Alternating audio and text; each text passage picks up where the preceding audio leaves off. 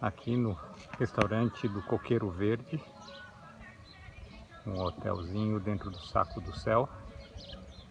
Ancorei ontem no final da tarde, entrei com vento forte, vento de 15 nós na cara, mas aqui estava protegido, apesar que bateu bastante durante umas horas, mas depois a noite foi tranquila. Isso aqui é o paraíso, esse Saco do Céu, Ilha Grande, no Rio de Janeiro. Esse hotelzinho é uma delícia.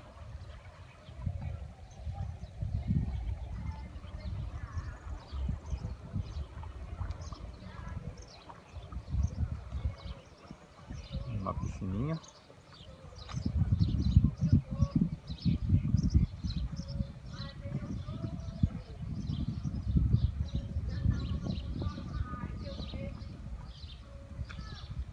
E aqui uma prainha.